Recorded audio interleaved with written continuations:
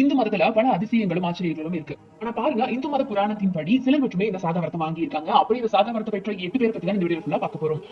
வீடியோக்குள்ளே போகிறதுக்கு முன்னாடி நம்ம ஸ்பான்சர் பாருங்கள். ஒரு யூஸ்ஃபுல்லான விஷயத்தை நீங்கள் தெரிஞ்சுக்கோங்க. கண்டிப்பாக எல்லாரும் யூஸ்ஃபுல்லாக ஜஸ்ட் சிம்பிளாக Instagram வச்சு ஃபேஸ்புக் ஒரு ரோஸ் போட்டு ஒரு டேட் 300 to 300 அவர் ஜாயின் பண்ணலாம். ப்ளஸ் இது ஒரு 5 மினிட்ஸ் தான் ஸ்பெண்ட் பண்ண போகிறோம் அப்படின்றதுனால யார் வேணால் பயன்படுத்திக்கலாம் இந்த ஆப்பர்ச்சுனிட்டி. இது கொஞ்சம் டீட்டெயிலாக பாருங்கள்.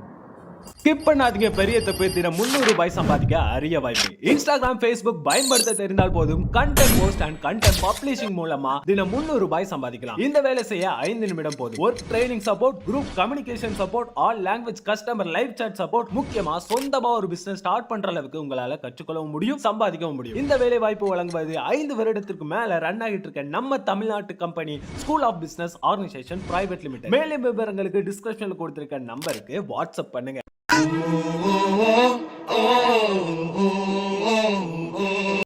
சாகாவரம் உலகத்துல இருக்கக்கூடிய எல்லோராலுமே ஆசைப்படக்கூடிய ஒரு விஷயம் தான் சாகாவரம். எதிர்காலத்திலையும் இதற்கான தேடலும் ஆராய்ச்சியும் கண்டிப்பா குறைய போறதே இல்லைங்க. இந்து மதத்துல பல அதிசயங்களும் ஆச்சரியங்களும் இருக்கு. ஆனா பாருங்க, இந்து மத புராணத்தின் படி சிலர் மட்டுமே இந்த சாகாவரத்தை வாங்கி இருக்காங்க. அப்படி இந்த சாகாவரத்தை பெற்ற 8 பேரை பத்தி தான் இந்த வீடியோ ஃபுல்லா பார்க்க போறோம். பல சக்தி வாய்ந்த அரக்கர்களும் சாகாவரம் பெற முயற்சி பண்ணியிருக்காங்க. ஆனா பாருங்க, கடைசியில தோல்வியில தான் முடிஞ்சிருக்கு அந்த விஷயம். ஆனா உண்மையான பக்தி கொண்டவர்களுக்கு இந்த வரம் தானாகவே கிடைச்சிருக்கு. இன்னும் சிலருக்கு இந்த வரமே சாபமாகவும் மாறி இருக்கு. புராணங்களிலும் இதிகாசங்களிலும் குறிப்பிட்டுள்ளபடி மொத்தம் 8 பேர் இந்த சாகாவரத்தை பெற்றிருக்காங்க இல்லையா? அவங்க யார் யார் அப்படிங்கறத இந்த வீடியோல பார்க்கலாம் வாங்க. நம்பர் 1, அஸ்வத்தாமன். அஸ்வத்தாமனுக்கு இந்த சாகாவரம் அவனுடைய நல்ல செயலுக்காக வழங்கப்பட்டது இல்லைங்க. இந்த வரமே அவனுக்கு அளிக்கப்பட்ட சாபம் தான்.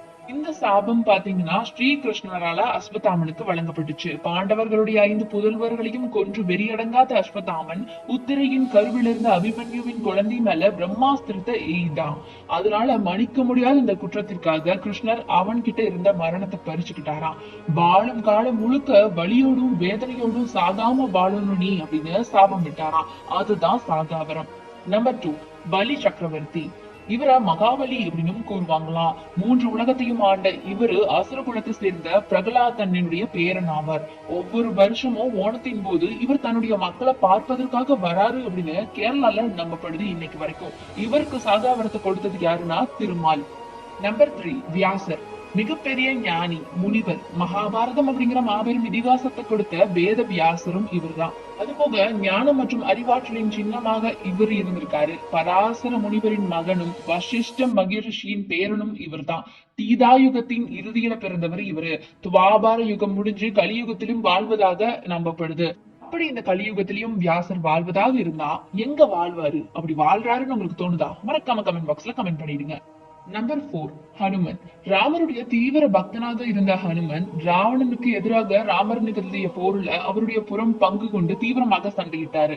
இவர் மகாபாரத போரிலும் அர்ஜுனின் ரதத்தில் இருந்தாரு. அது போக யுகங்கள் கடந்தும் இன்னைக்கும் இவர் வாழ்வதாக புராதன குறிப்புகள் சொன்னது. அதற்கு காரணம் ராமர் ஆஞ்சநேயருக்கு அளித்த வரமும் இட்ட கட்டளையும் தான். இன்னைக்கும் ஆஞ்சநேயர் வாழ்வதாகவும் சில குறிப்புகள் கூறுது. நம்பர் 5, விபீஷணன். விபீஷணன் ராவணனுடைய சகோதரன். போர் தொடங்கும் முன்னாடியே விபீஷணன் ராமர் கிட்ட சரணடைஞ்சுக்கிட்டாரு. அது போக ராமர் கையால ராவணன் கொல்லப்பட்டதுக்கு அப்புறமா இவர் இலங்கையுடைய அரசனாக முடிசூட்டப்பட்டாரு. இவரு சாகாவரம் வாங்கல, ஆனா மகாயுகம் முடியும் வரையான நீண்ட காலம் வாழும் வரத்தை பெற்றிருக்காரு. சோ விபீஷணன் பாத்தீங்கன்னா ரொம்ப காலம் வாழக்கூடிய அந்த வரத்தை வாங்கி இன்னைக்கும் வாழுவதாக சொல்லப்படுது. நம்பர் 6, கிருபாச்சாரியார். இவரு சாந்தனு மன்னனால தத்தெடுத்து வளர்க்கப்பட்டவர். போர்க்கலைகளையும் வேதங்களையும் கற்ற இவரு பின்னாளில இளவரசர்களுக்கு குருவாக மாறினாரு. பாரத போரின் முடிவுல கௌரவர்கள் புறம் இருந்த ஒரே வீரர் இவர்தான். அதுபோக குரு வம்சத்தின் கடைசி வாரிசான அபிமன்யுவின் மகனான பரீட்சித்துக்கு பொற்கலைகளையும் கற்றுக் கொடுத்தது இவர்தான். இவருடைய சகோதரியை தான் குரு துரோணாச்சாரியர் மணந்தாரு.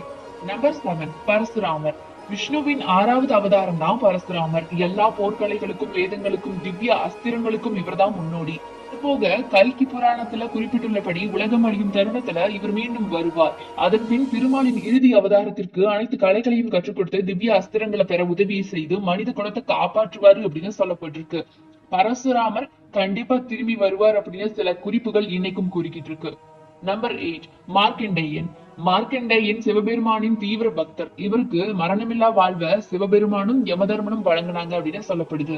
மரணமில்லா வாழ்வு மட்டுமில்லாம என்னைக்கும் இளமையாக இருக்கக்கூடிய வரத்தையும் இவர் பெற்றிருக்காரு. தன் பக்தருக்காக சிவபெருமான் எந்த எல்லைக்கும் செல்வார் அப்படிங்கிறதுக்கு மார்க்கண்டேயனின் கதை தான் ஒரு உதாரணம் அப்படின்னு இன்னைக்கும் சில நம்பிக்கை உலாவுறது. சோ ஓகே கைஸ், இப்படி இந்து புராணத்தின் படி 8 பேர் சாகாவரம் பெற்றிருக்காங்க இல்லையா? இந்த 8 பேருமே சாகாவரம் உண்மையாலுமே பெற்றிருந்தா இன்னைக்கும் இவங்க கண்டிப்பா இருக்கணும் இல்லையா? அப்படி இந்த 8 பேரும் இருக்கிறாங்க அப்படின்னு உங்களுக்கு தோணுதா? மறக்காம கமெண்ட் பாக்ஸ்ல கமெண்ட் பண்ணிடுங்க.